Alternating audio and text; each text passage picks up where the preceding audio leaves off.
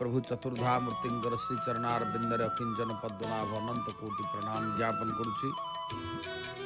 समस्त दर्शक बंधु को आम जय जगन्नाथ टीवीर प्रातकालीन कथामृत कार्यक्रम को स्वागत। विशेष भाव प्रातकाल प्रभुंकर मंगल आलती मैलम तड़प लगी अवकाश पूजा विशेष भाव में बढ़िलानी। पतित पावनकर मध्य बेश भी आरंभ हो जाइछि। एतत् व्यतीत श्रीमंदिर को श्रद्धालु भक्त मानकर जीवा आसिबा मध्य चलीछि। आजिर प्रातकालीन ए भव्य कार्यक्रम जहाँकि आमे आरंभ करिबा श्रीमद् भगवत गीता। भगवान मुखनिस्सृत वाणी श्रीमद् भगवत गीता प्रत्येक अधिवेशन आरंभ रे आमे गोटे गीतार वाणी श्लोक मध्य आवृत्ति करिथाउ एवं एथि सहित आमर ए सीधा प्रसारण चालू रहिबो। आजिर से गीतार बाणी रे आमे जानिबा एकादश अध्याय भगवान कर विभूति जोग। विशेष भाव रे एकादश अध्याय विभूति जोग रे 54 नंबर श्लोक जहाँकि आमर आमे आवृत्ति करिबा। कारण भगवान कहते अर्जुन पचारिला परे या परे भगवान अनेक कथा पुणी कहले। भगवान कहते मोर जो चतुर्भुज स्वरूप तुम देखिल से दर्शन बड़ कठिन।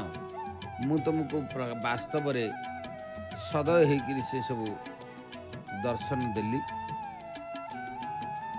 तेणु भगवान ए श्लोक आउ कौन कहते से कथा बुझा कहगला।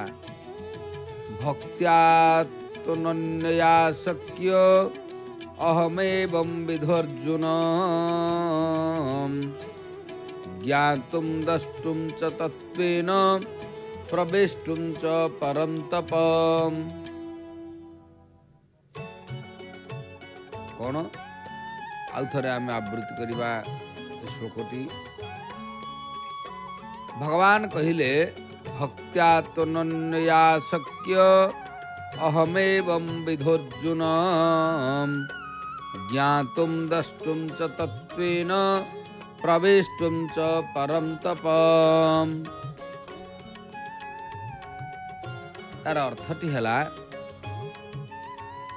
भगवान कहते हैं अर्जुन परन्तप अर्जुन मु एपरी चतुर्भुज रूपरे प्रत्यक्षीभूत होई परिबा तथा तत्व तो जानी होई परिबा प्रवेश प्राप्त होई परिबा एक भाव रे प्राप्त होई परिबा ये अनन्य भक्ति द्वारा ही संभव। कारण भगवान जेहेतु दिव्य चतुर्भुज स्वरूप को देखैतिले सेथिपाई भगवान कहउछन्ति कौन कहले भक्त्या त्वनन्यया शक्य अहमेवं विधर्जुन ज्ञातुं द्रष्टुं च तत्त्वेन प्रवेष्टुं च परन्तप। ए श्लोकटी जदि आमे आउ टिके भल भाव रे बुझिबा दर्शक बंधु अर्जुन को भगवान जितेबेले अनेक कथा कहिसंती ए श्लोक रे कहिले जेमती वर्षार धारा पृथ्वी व्यतीत अन्य क्या जाने ना समग्र जल संपद को धारण करी गंगा केवल समुद्र अभिमुखे धाई थाए एवं थर को थर ता सहित ही मिलन होता है एवं यही भक्ति मध्य से भली हेबा आवश्यक। संपूर्ण भक्ति सहित भक्त मते पाइबा पाई तार प्रेम भाव को चारिआडे विस्तारी दे थाए तापरे मु आउ सी एक पलटि जाऊ यही कथा कहबार उद्देश्य भगवानकर। क्षीर समुद्र मझिरे जेपरि क्षीरमय सेपरि तीर मध्य क्षीरमय मु मध्य सेहीपरि मोठारू आरंभ करी क्षुद्र पिंपुड़ी पर्यंत समस्ते मते ही भजन करिथांती। भजन व्यतीत द्वितीय आउ किछि नाही। मु निजे मध्य निजको भजन करिथाए। एही एकमात्र स्वरूप उपरे भक्ति दृढ़ीभूत रहिले ज्ञान लाभ हुए एवं विश्वरूप दर्शन मिलता है। अग्नि संजोगरे इंधन अग्नि हुई उठे। सूर्योदय पर्यंत अंधकार रही थाए। सूर्योदय हेले अंधकार चली जाए। से भली मोर साक्षात्कार रे अहंकार लोप पाई जाए एवं द्वैत भाव विनष्ट हुए। मुझे सर्वत्र विश्वव्यापी एभली भाव भक्ति द्वारा भक्त मो सांगरे मिसी जाए। भगवान यही कथा कहते। तेणु ये श्लोकटे एथिपाई कहले भक्त्या तनन्या शक्य अहमेवं विधर्जुन ज्ञातुं द्रष्टुं च तत्त्वेन प्रवेष्टुं च परं तपम्। बड़ा सुंदर कथा। हे परंतप अर्जुन, मु जो चतुर्भुज रूप रे प्रत्यक्षभूत होई परिवा तथा तत्व तो जानी होई परिवा, प्रवेश प्राप्त होई परिवा, एक भाव रे प्राप्त होई परिवा, ये सब अनन्य भक्ति द्वारा ही संभव होता है। तेणु सिंहद्वार रे एबे भी मध्य भक्त माने महाप्रभु को प्रणाम सब करछंती। दूर दूरांतरु आसी अनेक भक्त मध्य चलीछंती श्रीमंदिर भीतर को दर्शन करबा पाई। पतित पावनकर बेश मध्य हेलानी। ता भितर आमे श्रीमद् भगवत गीतार एई अपूर्व श्लोक आवृत्ति करुचे। तेणु ए श्लोकटी बड़ा सुंदर श्लोकटीए। सेथिपाई कहा जाइछि भक्त्या तनन्या शक्य अहमेव विधोर्जुन ज्ञातुं द्रष्टुं च तत्त्वेन प्रवेष्टुं च परं तपम्। तेणु मत ज्ञात हवा पाई वास्तव रे समर्पण भाव होची सबुठारु श्रेष्ठ। वास्तव यही कथाटी कि भगवान उपस्थापित करबा पाई चिंता करिसंती। अर्जुन को मध्य भगवान श्रीकृष्ण इथिपाई युद्ध क्षेत्र रे ए महत्व वाणी को प्रदान कले एवं चतुर्भुज स्वरूप भगवान तांको देखा देइचंती। से भली रूप आउ केही मध्य देखि नाहंती। कारण भगवान अर्जुन को जो चतुर्भुज नारायण रूप देखेले से भली रूप आउ केही मध्य देखि नाहंती। एई कथाटी जहाँकि विभूति जोगर ए श्लोकरू जना पड़ुची। तेणु भक्त्या तनन्या शक्य अहमेवं विधोर्जुन ज्ञातुं द्रष्टुं च तत्त्वेन प्रवेष्टुं च परं तपम्। सुंदर भाव रे आमे ए गीतार बाणी जानिले। तेबे आजिर ए अधिवेशन रे हमर गीतार बाणी के आमे एठी रखिबा एवं आमर श्रीमंदिर जानिबा कथा को जीवा। तेबे आमर आपण माने देखुचंती सिंहद्वार रे भक्त मानकर गहली लागिची।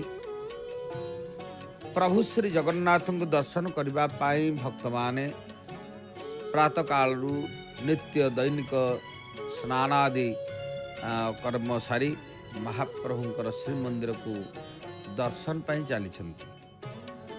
दर्शनात् मुक्तिदम साक्षात सर्वतीर्थ फलप्रद। भगवान को दर्शन कले सकल तीर्थर फलश्रुति मिले। से सकल तीर्थ तोचरणे बद्रिका जीवी की कारण। भगवान कर पावन क्षेत्र रे सकल तीर्थ अच्छी। ता भितर श्रीक्षेत्र रे आमे श्रीमंदिर जानिबा कथा रे गोटे कथा जानिबा बल्लभ पिंडी क्या कह जाए। बल्लभ पिंडी आपण माने देखिए ये श्रीमंदिर जानिबा कथा जय जगन्नाथ टीवी प्रभु श्री जगन्नाथ महाप्रभुंकर प्रत्येक दिन आपण माने देखिए बेश पर बल्लभ भोग हुए प्रातः काल रे मंगल आलती पर अवकाश पर प्रभुंकर नित्य बेश होता है। तेणु आज से भाव में जेहेतु मंगलवार अच्छी पुणी चैत्र मंगलवार एतद व्यतीत कामदा एकादशी ये सब हूँ विशेष भाव में आज दिनटी गोटे प्रशस्त दिन। तेणु कामदा एकादशी चैत्र मंगलवार से पाखरे प्रभुंकर श्रीक्षेत्र में साईजात चली। तेणु जाऊ जगन्नाथ महाप्रभुंकर श्रीमंदिर रे बल्लभ पिंडी क्या कह जाए आज श्रीमंदिर जानिबा कथा। तो बल्लभ पिंडी कहले प्रभुंकर जो स्थान रे बल्लभ भोग हुए ताको बल्लभ पिंडी कह जाए। प्रत्येक दिन भगवान नित्य बेश परे प्रभु श्री जगन्नाथंकर जो नित्य बेश होता है आज जो भाव में मंगलवार अच्छी प्रभु बारपटिया शाढ़ी प्रदान करती कारण बारपटिया लुगा प्रभुंकर से होती परिधान करने पर चतुर्धा मूर्तिंकर मध्य बल्लभ भोग हुए। ए बल्लभ भोगटी जो स्थान रे करा जाए ताको बल्लभ पिंडी कह जाइछि जहाँकि महाप्रभुंकर जय विजय द्वार पर जहाँकि जगमोहन ठारू आग को गले कलाहाट द्वार पड़िब से कलाहाट द्वार सम्मुख भागटी होउचंती बल्लभ पिंडी। तेणु से बल्लभ पिंडी रे प्रत्येक दिन प्रभुंकर खईकोरा चाउलिया कमला विभिन्न प्रकार होउचंती जहाँकि फलमूल महाप्रभुंकर सहित खईकोरा भोग बल्लभ भोग करा जाई थाए जहाँकि ये हूँ श्रीमंदिर विधि व्यवस्था मध्य कारण महाप्रभुंकर खुदी नड़िया ठारू आरंभ करी कमला चाउलिया पर्यंत कारण कमला चाउलिया को भगवान मध्य बहुत भल पाती यार मध्य पूर्व सब दृष्टांत अच्छी। तेबे महाप्रभुंकर ये खईकोरा फलमूल जो स्थान रे प्रातकालीन भोग होता है पंचोपचार भोग ताकू बल्लभ भोग कह जाए। जो स्थान रे भोग हुए तार नाटी हूँ बल्लभ पिंडी। तेबे जाऊ आमे श्रीमंदिर जानिबा कथा रे बल्लभ पिंडी संपर्क रे जानिले तेबे भक्त माने महाप्रभु को दर्शन करुछंती।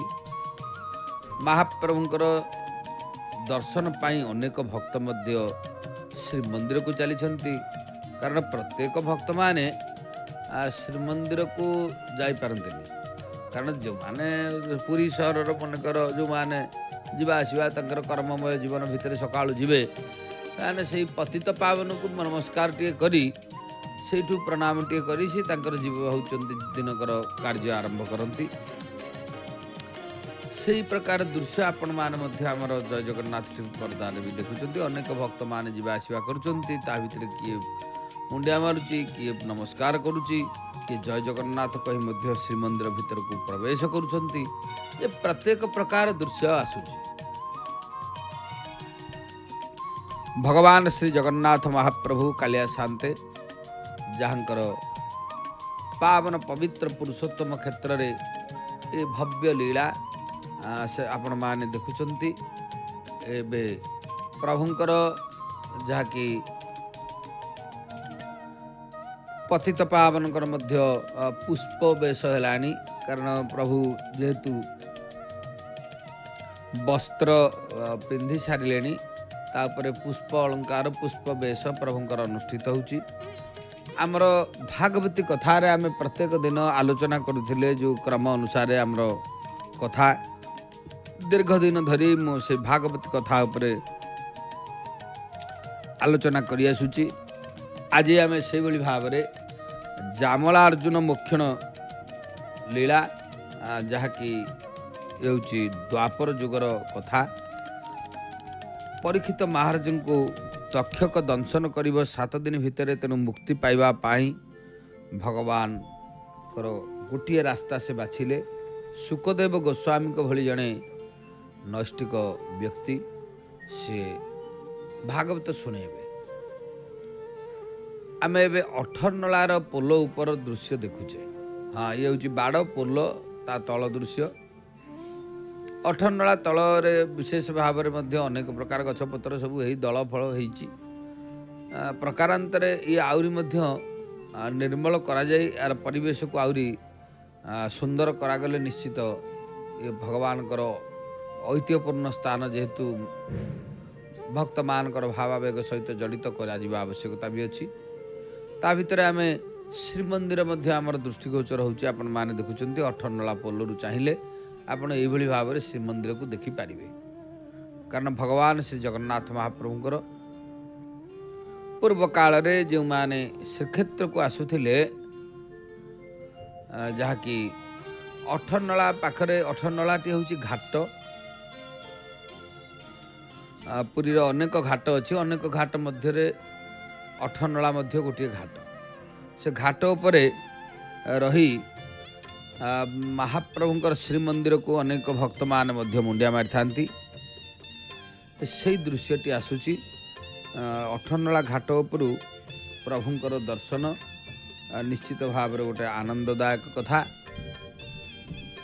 तेणु आम 18 नला पोलर दृश्य देखा सहित ता उपरु नीलचक्र दर्शन एवं श्रीमंदिर दर्शन होउची। पूर्व काल रे भक्त माने जेतेबेले आसुथिले ये 18 नला घाट रे सेतेबेले घाट रे श्रीमंदिर विधि व्यवस्था अनुसार प्रत्यहारी मान थांती। तांकर ना एवं गोत्र केते दिन रहिबे कोठु आछंती को प्रकार व्यक्ति ये सब गुड़िक सेठी सेतेबेले जांच होउतला। एबे से सब तो व्यवस्था आउ नाही कारण समय बदली जाइछि। समय भितर अनेक प्रकार रीतिनीति बदली से श्रीक्षेत्र भितर को अनायास समस्ते आसीपार। तो पूर्व काल रे से 18 नला घाट रे भक्त माने श्रीक्षेत्र को आसवा पूर्व भीतर को से घाट उपर भगवान से नीलचक्र को दर्शन करी पतित पावन को दर्शन करी सेठारे प्रवेशर पुरी क्षेत्र को प्रवेशर अनुमति नौथिले। तेबे आज से 18 नला घाट रही ऐतिह्य स्वरूप आम से 18 नला उपरू भगवान श्री जगन्नाथ महाप्रभुंकर भव्य से श्रीवत्स खंडशाल मंदिर पतित पावन बाना इत्यादि आम देखुचे। ता भितर पतित पावन महाप्रभुंकर बेश चली अनेक प्रकार पुष्पर श्रृंगार प्रभु को करा जाय थाए से कार्य चली। तबे जामलार्जुन मोक्षण लीला जो रही आजिर कथा सुखदेव गोस्वामी परीक्षित को श्रीमद् भागवती कथा से शुणेबे एवं मोक्ष से पाइबे यही उद्देश्य रे कहउछंती। तेबे आजिर कथा है कृष्ण चिंता कले मु आज बलद गाड़ी लीला करी। कारण भगवान श्रीकृष्ण अनेक लीला अच्छी एवं मु बलद हेबी मुसल गाड़ी हेब मुसल गाड़ी हेब मु बलद हेबी मुसल को मु बलद गाड़ी परी टाणी नेबी। जगन्नाथ महाप्रभुंकर दर्शन करबा पाई भक्त मानकर भीड़ एबे भी सिंहद्वार रे अछि। आमे भगवान श्रीकृष्णंकर से भागवती कथा को आमे आलोचना करुचे। दशम स्कंद भागवत ये हूँ निश्चित भाव में गोटे उपादेय ग्रंथ भा श्रीमद् भागवत से भगवान बंधन रे पड़ती अन्य को मुक्ति करने आपण माने देखिए भगवान को बा किए बांधिब जशोदा बांधी थिले कारण सी तांकर पुओ बोलिकी सी तांको सही प्रेम डोरी रे बांधी देइथिले। भगवान बंधन रे पड़ती भगवान मन को आसी बंधन रे पड़ती କାହା ପାଇଁ ନା ଅନ୍ୟକୁ ମୁକ୍ତି ଦେବା ପାଇଁ। ଯଶୋଦା ହେଉଛନ୍ତି ପୁଷ୍ଟି ଭକ୍ତି। ପୁଷ୍ଟି ଭକ୍ତି ଭଗବାନଙ୍କୁ ବାନ୍ଧି ପାରେ। ଭଗବାନଙ୍କୁ ପ୍ରେମ ଡୋରିରେ ନ ବାନ୍ଧିବା ପର୍ଯ୍ୟନ୍ତ ଜୀବନ ମାୟାବନ୍ଧନ ତୁଟେ ନାହିଁ। ଈଶ୍ୱର ପ୍ରେମରେ ବନ୍ଧା। ତେଣୁ ଦଶମ ସ୍କନ୍ଧରେ ଆପଣମାନେ ଦେଖିବେ ଶ୍ରୀମଦ୍ ଭାଗବତର 9ମ ଅଧ୍ୟାୟ ରହୁଛି ବନ୍ଧନ ଲୀଳା। 10ମ ଅଧ୍ୟାୟରେ ମୁଖ୍ୟ ଲୀଳା। ତେଣୁ କହ୍ନେଇ ମୂଷଳ ଟାଣି ନେଇ ଜାମଳାର୍ଜୁନ ବୃକ୍ଷ ମଝିରେ ପଶିଗଲା। କହ୍ନେଇ ଡୋରିକି ଏତେ ଜୋରରେ ଟାଣିଦେଲା ଯେ ଜାମଳାର୍ଜୁନ ବୃକ୍ଷ ଉପୁଡ଼ିଗଲା। ତା ଭିତରୁ 2ଟି ତେଜସ୍ୱୀ ପୁରୁଷ ବାହାରିଲେ। ସେ 2 ଜଣ ପୂର୍ବ ଜନ୍ମରେ କୁବେରଙ୍କର ପୁତ୍ର ଥିଲେ। ଏଇ ଯେଉଁ ଜାମଳାର୍ଜୁନ ମୋକ୍ଷଣ ଲୀଳା, ମୂଷଳକୁ ଧରିକିରି ଭଗବାନ ଶ୍ରୀକୃଷ୍ଣ ବାଳକୃଷ୍ଣ କ'ଣ କଲେ, ଏତେ ଜୋରରେ ଦୌଡ଼ିକିରି ଗଲେ ଯେ ହେଉଛନ୍ତି ମୂଷଳ ଟାଣି ନେଇ ସେ ଜାମଳାର୍ଜୁନ ଯୋଡ଼ିଏ ବୃକ୍ଷ ଥିଲା, ସେ ବୃକ୍ଷ ମଝିରେ ପଶିକିରି ପଳେଇଲେ, ଯାହାକି ସେ 2ଟାକ ବୃକ୍ଷ ଉପୁଡ଼ିଗଲା। ତା ଭିତରୁ 2ଟି ତେଜସ୍ୱୀ ପୁରୁଷ ବାହାରିଲେ। କାରଣ କୌଣସି ଜନ୍ମରେ ସେମାନେ କ'ଣ ତାଙ୍କର ଅସୁବିଧା ଥିଲା। ତେଣୁ 2 ଜଣ ବାହାରିଲେ। କିଏ ସେ ନା କୁବେରଙ୍କର ପୁତ୍ର ସେ ପୂର୍ବ ଜନ୍ମରେ ଥିଲେ। ଜଣକ ନାଁ ନଳକୁବେର, ଆଉ ଜଣକ ନାଁ ହେଉଛି ମଣିଗ୍ରୀବ। ଇଏ ନଳକୁବେର ଏବଂ ମଣିଗ୍ରୀବ ଇଏ 2ଟା ତା ଭିତରୁ ବାହାରିଲେ ଯେତେବେଳେ ସେ ଗଛ 2ଟା ଉପୁଡ଼ିଗଲା। ନାରଦଙ୍କ ଶାପରୁ ଏମାନେ ବୃକ୍ଷ ରୂପରେ ଜନ୍ମ ହୋଇଥିଲେ। କାରଣ ନାରଦ ତାଙ୍କୁ ଶାପ ଦେଇଥିଲେ। ନାରଦଙ୍କର ସେଇ ଶାପ ବଳରୁ ସେ ଯୋଡ଼ିଏ ବୃକ୍ଷ ହୋଇଥିଲେ, ଯିଏକି ନଳକୁବେର ଏବଂ ମଣିଗ୍ରୀବ। ଏ 2 ଜଣ ଯୋଡ଼ିଏ ବୃକ୍ଷ ହୋଇକରି ଜାମଳାର୍ଜୁନ ବୃକ୍ଷ ହୋଇକରି ଥିଲେ। ତେଣୁ ଜାମଳାର୍ଜୁନ ଭଞ୍ଜନ ମୋକ୍ଷଣ ଯେତେବେଳେ ହେଲା, ସେତେବେଳେ କୋପେ ବୋଲନ୍ତି ମୁନିବର। କାରଣ ନାରଦ ଯେତେବେଳେ ଅଭିଶାପ ଦେଇଥିଲେ, ସେତେବେଳେ କହିଲେ କୋପେ ବୋଲନ୍ତି ମୁନିବର, ଶୁଣ ହେ କୁବେର କୁମର, ଅର୍ଜୁନ ବୃକ୍ଷ ରୂପ ହୋଇ କାଳ ବଞ୍ଚିବ ବେନି ଭାଇ, ବିଷ୍ଣୁର ଦିବ୍ୟ ରୂପ ଚାହିଁ ସ୍ୱର୍ଗେ ଆସିବ ବେନି ଭାଇ।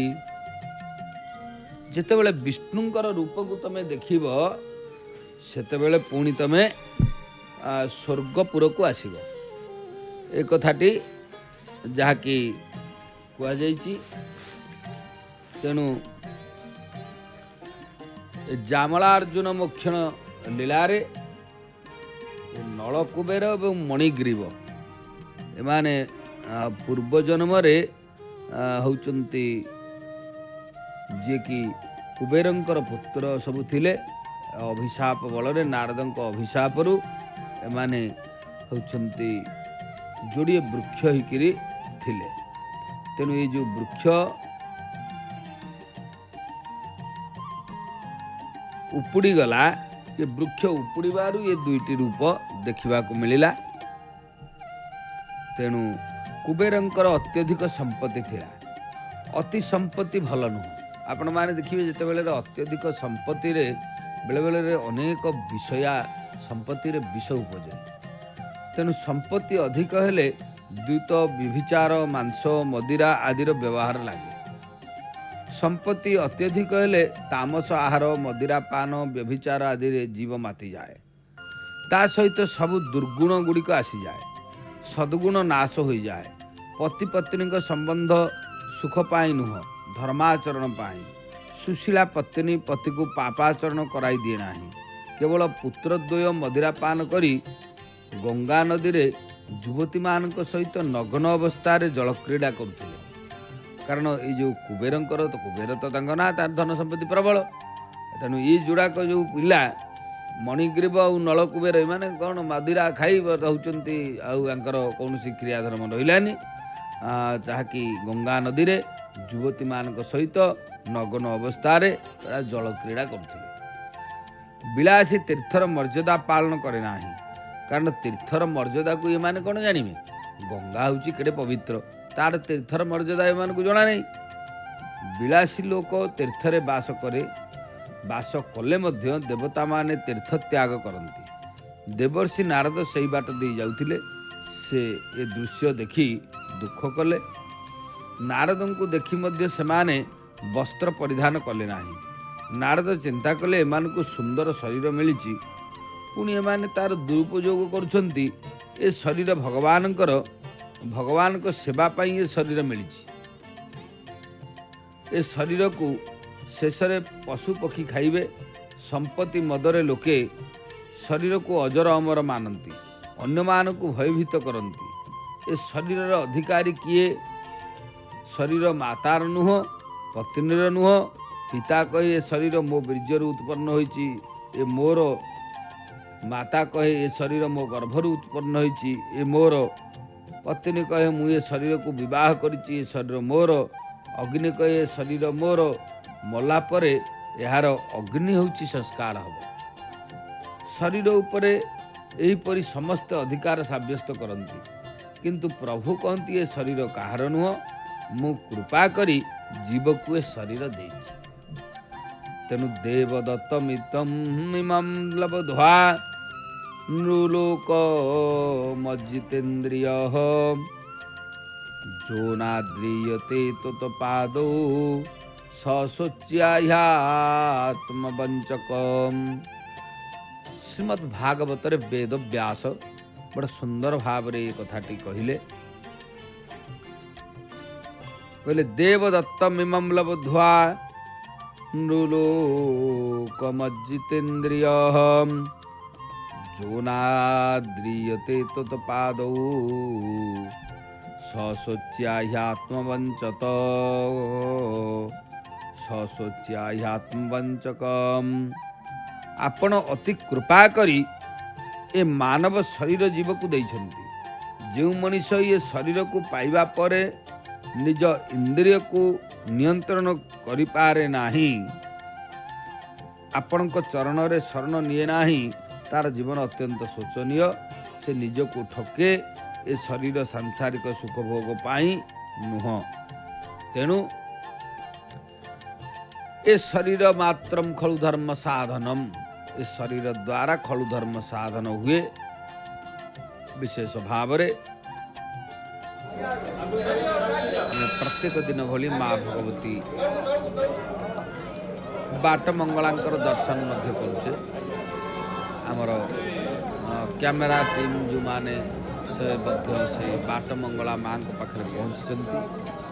आज भी गुरु जहाँ कि कह जाए मंगलवार माँ गोटे प्रख्यात दिन, चैत्र मासर मंगलवार। तेणु चैत्र मंगलवार रे चारिआडे मध्य गोटे आनंदर वातावरण। मंगलांकर पूजा, विभिन्न प्रकार स्थान रे मंगलांकर आराधना ये सब चली। ता भितरे प्रभु श्री जगन्नाथ कालिया शांते पावन रीतिनीति ये हूँ महान। एथिपाई आपण माने देखिए शरीर सांसारिक भोग पाई आम जो शरीर टी भावुचे सांसारिक भोग पाई ना, ये से नुह। कला कर चारिकालांथ 84 जो निभ्रमत इह जीव विनाशी। कबहु को करी करुणा नर देही देतई सबिनु हेतु सनेही। नरतन भववारिधि कह बेरो सम्मुख मरुत अनुग्रह मेरो। जहाँ की संत तुलसीदास बड़ सुंदर कथा एथरे कहिছে। कारण जो तरई भवसागर नर समाज अस पाई सोकृत निंदक मंदमती आत्मा हनगति पाई। कौन भगवान को जप पाई ए शरीरटा ये केवल भोग पाए नहीं, ये शरीर होची भगवान को जप पाई। ये शरीर भगवान को नियंत्रण होचंती सदा सर्वदा निरंतर भजन करवा कीर्तन करवा जप करवा एथिपाई भगवान ये शरीरटी देइछन। भगवान को जपरु मनुष्य आनंद पाए, मनुष्य भगवान को स्वरूप जानी पारे। यही अनित्य शरीर माध्यम नित्य परमात्मा मिलती, कारण ये नित्य शरीर ये शरीर तो नित्य नुह, से कहुई अनित्य संसार यही अनित्य शरीर पाप पंके गढ़ा सदा नहीं निस्तार। ये अनित्य शरीर, ये शरीर रे आम मंगला को दर्शन करवा, ये शरीर नहीं आम भगवान जगन्नाथ को दर्शन करवा, ये शरीर नहीं आम शिव को दर्शन आराधना करवा, देवता जप करवा, पूजा करवा, आराधना करवा, भोग लगेवा, ये सबू एवं निजर कर्म पंथा भितर जहाँ को भगवान जो कर्म देते से कर्म करवा। कारण कर्म को छाड़ी कहुए निजे होती तुम 24 घंटा केवल जप कर, कर्म करी भितर जप हो पार। तेणु स्वकर्म स्वधर्म निधनम सही परधर्म भयावह, निज धर्म कर्म भितर रही निजर धर्म धारणा को रखी ता भितर आम जदि जीवन यापन करिपरिबा निश्चित भाव में आमर कल्याण हम। तेणु सेथिपाई कहुଯାଇଛି ओ नर तरे भव सागर नर समाज सपाई सुकृत निंदक मंदमती आत्माहन गति पाई। सियावर रामचंद्र की जय। तेणु मनुष्य भगवान को स्वरूप जानिपारे जप ध्यान ये सब यही अनित्य शरीर माध्यम नित्य परमात्मा को प्राप्ति होता। प्रभु कृपा यही शरीर को मिली। मदांध व्यक्ति एक कथा जापारे ना, कारण जो मैंने मदांध व्यक्ति सी कौन जानी। कुबेर पुत्र को सत मार्ग में परिचालित करने नारद शाप दे जीवन को भोग विलास कटाऊा व्यक्ति परजन्म वृक्ष रूप जन्म हुए। भोग इंद्रिय को भोगी कर दिए। समय और संपत्तिर दुरुपयोग जी करे से परजन्म वृक्ष रूप जन्म हुए। कारण ये समय एवं संपत्ति ये दीटा को यदि दुरुपयोग करा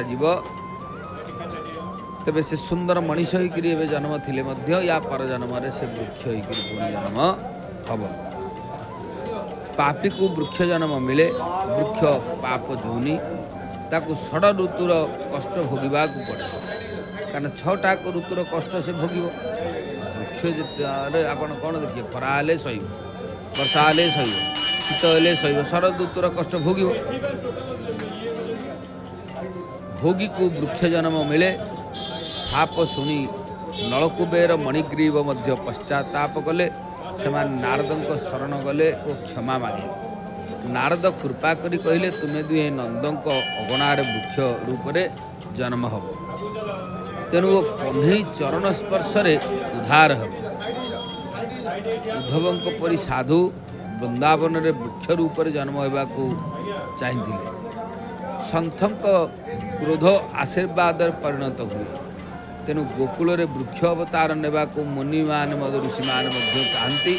उद्धव कहले कहले आसामहो चरण रेणु जुषामहम ईश्या वृंदावने किमपि धूलमलतौ सधीनां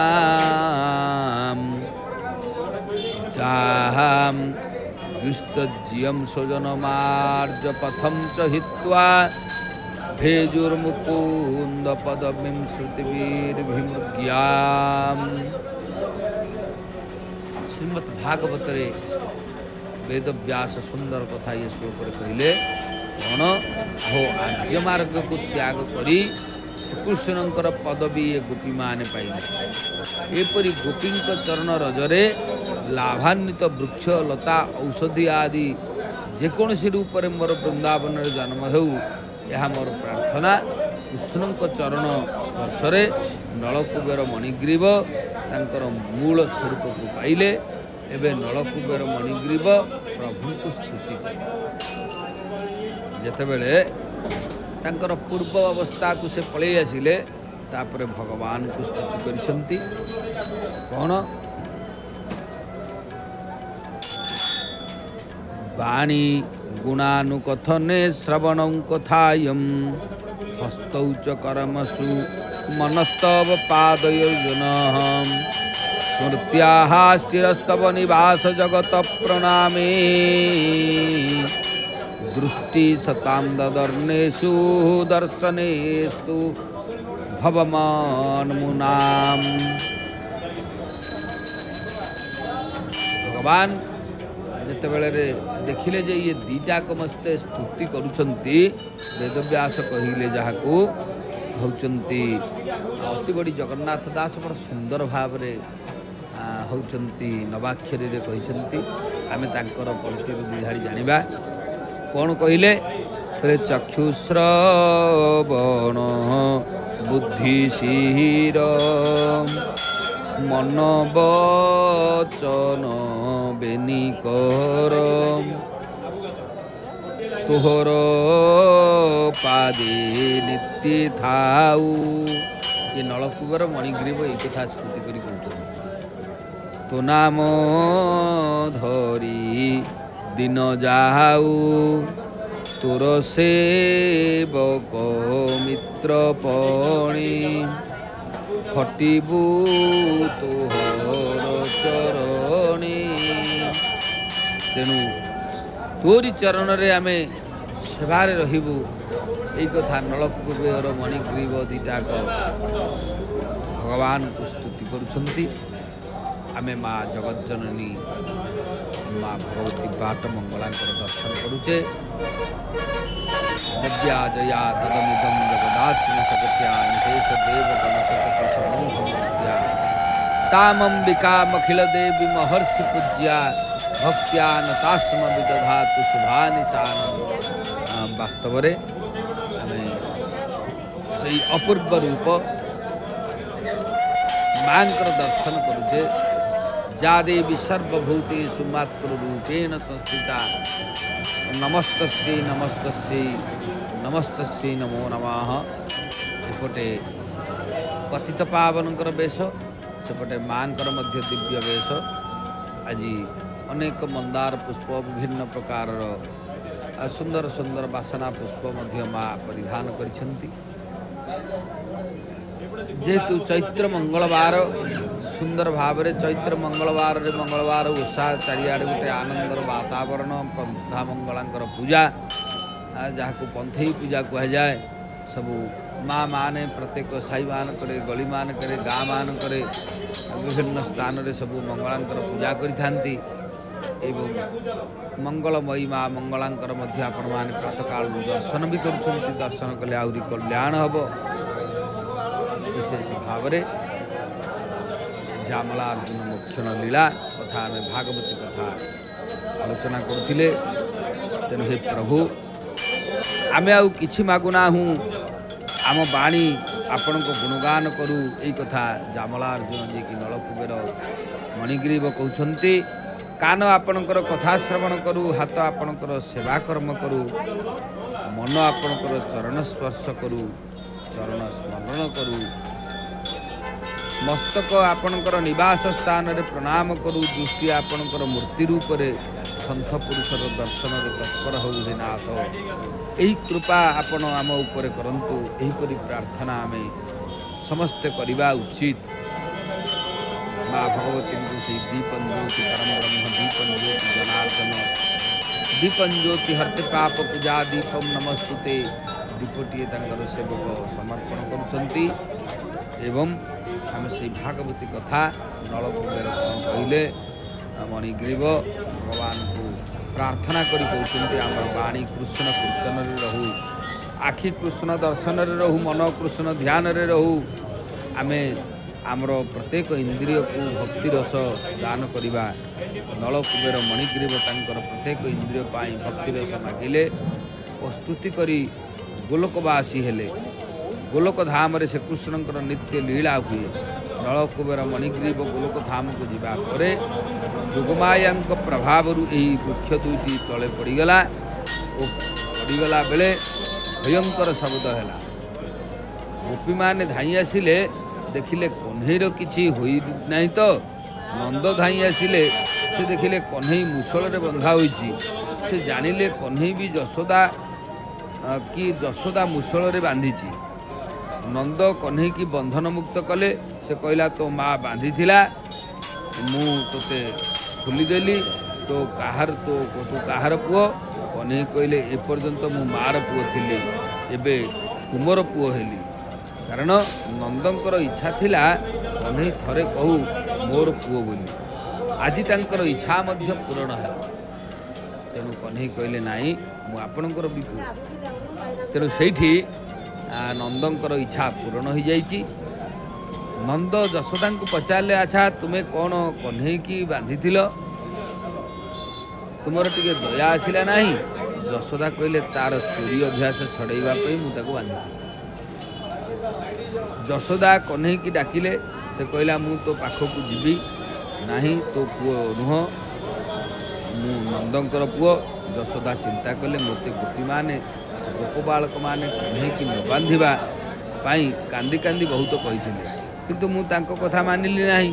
एबे परिस्थिति खराब है कन्हई रागी जाइए आहा मु एते निश्चित हेली कहीं मो पुओ एबे मो कोल को किपरि आसीबो। कन्हई देखिला माँ कांदुंती वैष्णवर क्रंदन भगवान देखिपारती ना। श्रीकृष्ण को पाई एका रोदन कले से मिले। कन्हई माता कोल को आसिले तो माता अश्रु पोछीदेले। यशोदा भाविले आहा मो पुओ केड़े चतुर ताको बांधी मु ठीक करी नाही। यशोदा कहिले अरे कन्हई मु तोते ये जो बांधी थी से कथा तू भूली जीवु। कन्हई कहला माँ मु सबु किछि भूली जीवी किंतु तो प्रेम को भूली पारिबी नाही। मु केते दिन पर द्वारिका रे रजा हेबी किंतु माँ मु तोर प्रेम बंधन को मन रखी मु तो बंधन को भूली पारिबी नाही। तेणु रुक्मिणीर बंधन को भूली जाई पारे। यह गोकुलर एक मुख्य लीला। ज्ञानी ईश्वर को साक्षात्कार हो पारे किंतु बांधी पारे ना। भक्त भगवान को किंतु बांधी पारे। प्रभु को उपकार को बारंबार स्मरण कले प्रभु प्रति प्रेम भाव जागृत है। परमात्मा ठारे ऋणी कृपार मु सुख पाऊँ। बारंबार यही चिंता कले प्रभु प्रेम बढ़। प्राप्त स्थिति रे संतोष हेले प्रभु प्रीति बढ़। तुम्हें परमात्मा को किसी मागना है। परमात्मा किसी मागती ना से केवल प्रेम मागती। तेणु जीव मत प्रेम देऊ मु तार धन चाहे ना। मनुष्य तार प्रेम को अन्य मान ठारे सजाड़ी देउछि। तेणु भगवान प्रसन्न होना। भक्ति रस सबू रस ठार उत्तम ज्ञान विज्ञान सब भक्तिर अधीन। भक्ति मते आद्र करि पारे। भक्ति स्वतंत्र से कौनसी अवलंब चाहे ना। तेणु भगवान के प्रति जो माने भक्तिर सहित प्रभु को समर्पित होती निश्चित कृष्ण कृपा रही भगवान सदा सर्वदा कृपा करेंगे। एक कथाटी आम निश्चित जहाँ आलोचना करुचे वास्तव में भगवान कृपा आसे जहाँकि भगवान सानिध्य लाभ करी जितेबाला प्रेम होती भगवान समर्पण से भगवान का प्रेम डोरी भाई जाती जहाँ यशोदा पाखे घटी थिला से कथा श्रीकृष्ण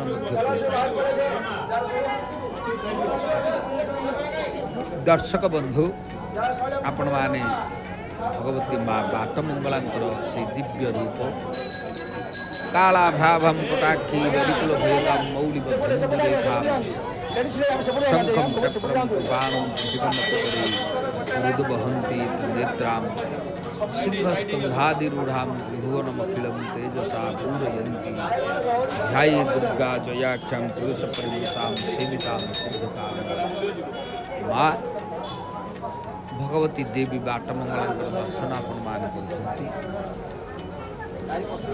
मांकर दिव्य से भव्य वेश अनुष्ठित होईछि भगवान पतित पावनकर मध्य वेश चली कारण अनेक पुष्प महाप्रभु लगी हेलेनी यापर तुलसी मध्य लगी होचंती पुष्प तुलसी रे प्रभुंकर दिव्य श्रृंगार परे अंतर मध्य भोग आरती इत्यादि हब देवी भगवती माँ बाटमंगला को दर्शन करने आज दूर दूरांत अनेक तीर्थयात्री माँ माने विशेषकर जेहेतु मंगलवार रही आज माँ मान भीड़ देवी दर्शन पाई माँ माने बड़ व्याकुल था कारण आम संस्कृति जा देवी सर्वभूतेषु दया रूपेण संस्थिता नमस्तस्यै नमस्तस्यै नमस्तस्यै नमो नमः तेणु मानकर दया नहले किसी संसार में हो कृपामयी दयामयी होती माँ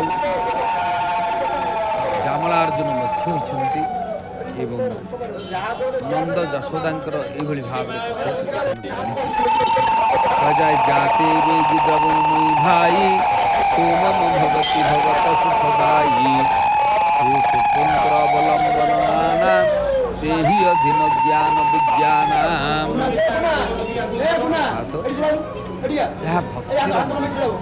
ज्ञानी मायावृत ब्रह्मांकर दर्शन भक्त निरावृत ईश्वर साक्षात सकल हेले अंतर सब विकार दूर तुम्हें ईश्वर दर्शन वृक्ष दुईटर उद्धार है किंतु मुसलर उद्धार हो पारा ना मुसल जिते बेले होती तेढ़ा थिला से तेढ़ा थिबारु मुसल वृक्ष लगी रहा ईश्वर वृक्ष भितर पशिगले तार उद्धार है जहाँ हृदय प्रभु प्रवेश करेंगे तार उद्धार हम जदि प्रभु आम अंतर भितर प्रवेश करेंगे ताहले आमर मध्य उद्धार दामोदर लीलार भगवान जगत जीव मुक्ति बांधिले मुझे उद्धार किंतु एठार गोपी मैंने जशोदा घर को जाई कहते कन्हई तू आम घर को काली कन्हई कहते तुम घर को गले मत तुम्हें कौन खाइबा देव मन जदि लवण करी कोमल हेब जीवन जदि मिश्रित करी मधुर हेब ताहले कन्हई तुम करी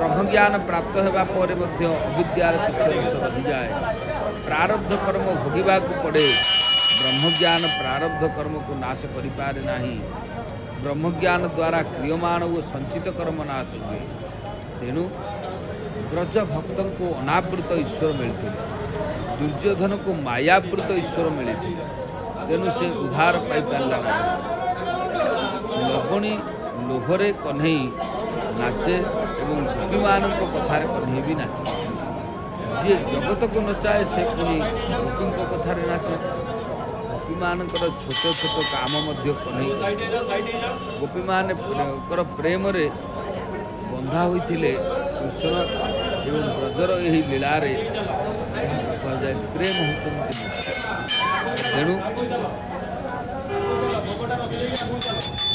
भगवान को होती प्रेम रे भल पाइबा निष्काम प्रेम आसक्तिमूलक भी नुह आसक्त होइले भी भूल विशेष भाव से निष्काम भाव रे भगवान को ध्यान करवा चिंतन करवा तेबे होचंती भगवान आम कृपा करेंगे भगवान श्री श्री जगन्नाथ महाप्रभु पतित पावन दर्शन चली भक्त माने भी करछंती माँ देवी जगज्जननी बाट मंगला जहाँकर मंगल मंगलानंद सर्वमंगल जहाँकर नाँ को धरिले मंगल हुए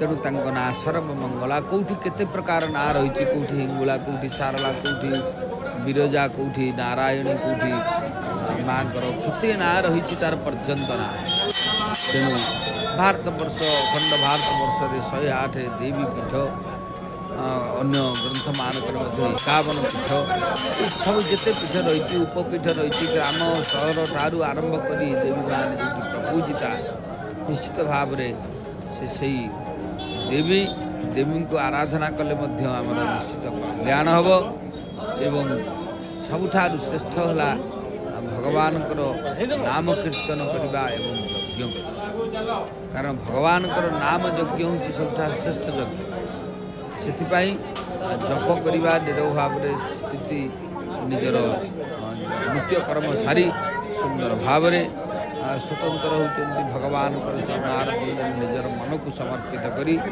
जप ध्यान कले अनेक जन्मर दुष्कृत कटि जाए सुकृत बढ़ी जाए तेणु से कहुए पिता माता सुपुत्र पुत्र हुए सुखी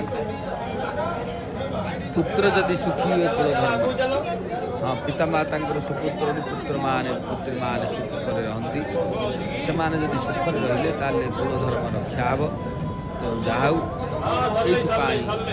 भगवान पवित्र पावन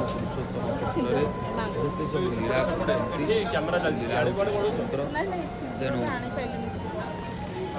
भगवान को लीला जापर ना प्रभुंर लीला को वास्तव में एते भगवान लीला कारण लीला अगोचर भगवान लीला विद्रुत कलेवर देव मानव देवता मानव को अगोचर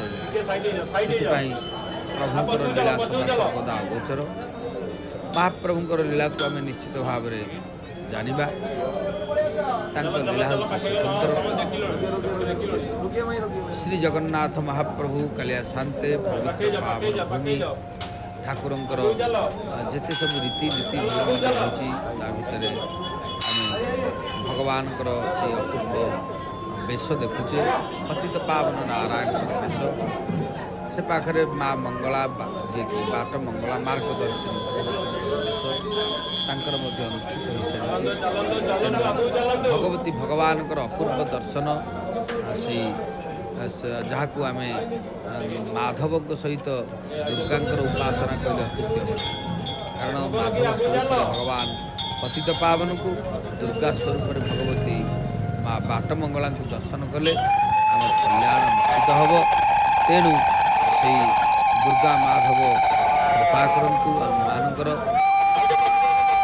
प्रत्येक मुहूर्त विशेष भाव में भगवान अपूर्व रूप को दर्शन कले आमर कल्याण होता है तेणु देवी प्रपन्नाति हरि प्रसीद प्रसीद मात जगत अखिलस्य प्रसीद विश्वेश्वरी पाहि विश्व तमेश्वरी देवी चराचरस्य माँ सचराचर ब्रह्मांड अधिष्ठात्री देवी माँ को प्रणाम सहित भगवान चरणारविंदे प्रणाम निश्चित भाव में आमर बाणी को आम विश्राम देवा एतद व्यतीत आमर जय जगन्नाथ टीवी अन्य कार्यक्रम संपर्क में आप सूचना पाइबे सीधा प्रसारण जारी रहिबो। जय जगन्नाथ जय जगन्नाथ जय जय जगन्नाथ। श्रीक्षेत्रे साहिजात अवसर